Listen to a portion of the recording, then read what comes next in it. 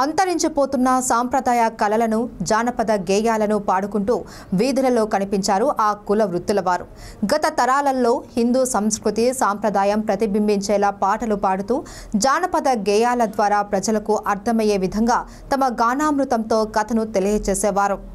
ఇప్పటి కాలంలో వీటికి ప్రజల నుండి ఆదరణ కరువైంది. అయితే వీటినే నేటికి నమ్ముకుని తమ జీవనోపాధిని సాగించుకుంటున్నారు కొన్ని ఎరుకల సామాజిక వర్గం వారు. పార్వతీపురం మన్యం జిల్లా గుమ్మలక్ష్యంపురంలో జానపద గేయాలతో ఎరుకల రామాయణాన్ని పాడుతున్న వీరు ఎస్ఆర్ న్యూస్ ఛానల్ కంటపడ్డారు.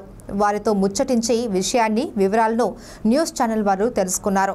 అంతరించిపోతున్న ఈ సాంప్రదాయ కళలను ప్రాచుర్యంలోకి తెచ్చేందుకు శ్రీకాకుళం జిల్లా నుండి పార్వతీపురం మన్యం జిల్లాలోని గ్రామాలలో ఎరుకల రామాయణాన్ని పాడుకుంటూ ప్రజలకు తమ జానపద గేయాల ద్వారా రామాయణ ఘట్టాలను కళ్లకు కట్టినట్లు వినిపిస్తూ జానపద గానంతో కలిపి సంగీతాన్ని వాయిస్తూ మనోరంజకంగా ఆలపిస్తాము అన్నారు. ఆనాటి ఎరుకల రామాయణం నేటి తరంలో వినడంతో ప్రజలు మంత్రముగ్ధులై మరి జానపద గేయాలను ప్రజలు కోరి మరీ పాడించుకుంటున్నారని వారు తెలియజేశారు. తమలాంటి సాంప్రదాయ వృత్తులకు ప్రజల ఆదరణ కరువైందని దీన్ని ప్రాచుర్యంలో తెచ్చేందుకు ప్రభుత్వం కృషి చేయాలి అని వారు తెలియజేశారు. ప్రభుత్వం ఈ కళలను ప్రాచుర్యంలోకి తెచ్చి తమకు జీవనోపాధిని కల్పించాలి అని వారు కోరుకుంటున్నారు.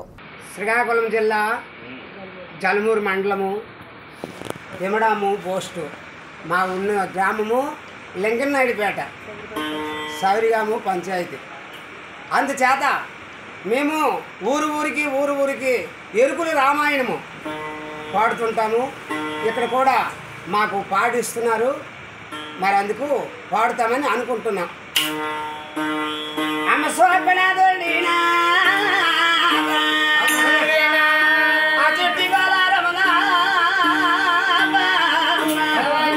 కొన్ని నాడలు వెరిగే